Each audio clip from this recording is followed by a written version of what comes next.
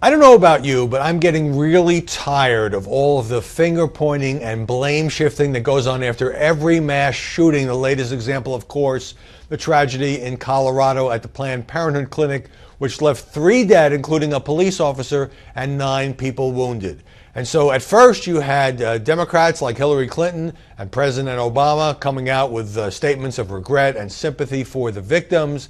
But at the same time, Hillary voicing her support for Planned Parenthood, and the president bringing up gun control, as he has in many of these tragedies going back to Newtown and even before that. Then you had kind of silence among the Republican presidential candidates.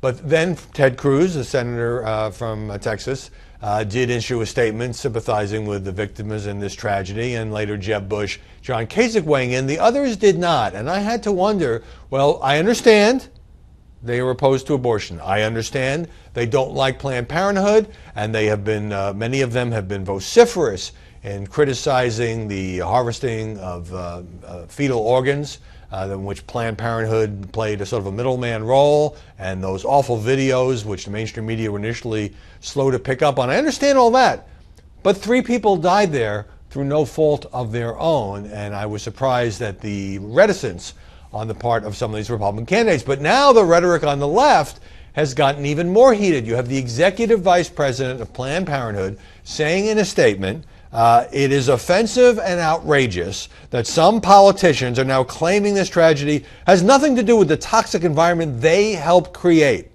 Even when the gunman was still inside our health center, politicians who have long opposed safe and legal abortion were on television pushing their campaign to defund Planned Parenthood.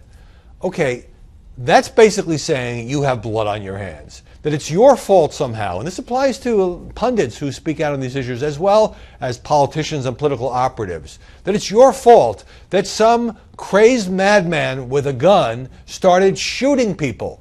We don't fully know the motive, but obviously he's reported to have said something about baby parts, which suggests that he's opposed to abortion. But you cannot blame the people who are, as a matter of moral conviction, opposed to abortion, or don't like Planned Parenthood, or don't think that federal dollars should be used to support Planned Parenthood. You can't blame them for this senseless violence. Now, some, like Mike Huckabee, put out a statement saying this is domestic terrorism and unacceptable, and at the same time criticizing Planned Parenthood. Senator Ted Cruz, as I mentioned, pushing back also against those on the left who are trying to demonize people who would describe themselves as pro-life. And I've seen this time and again. We've seen this movie before.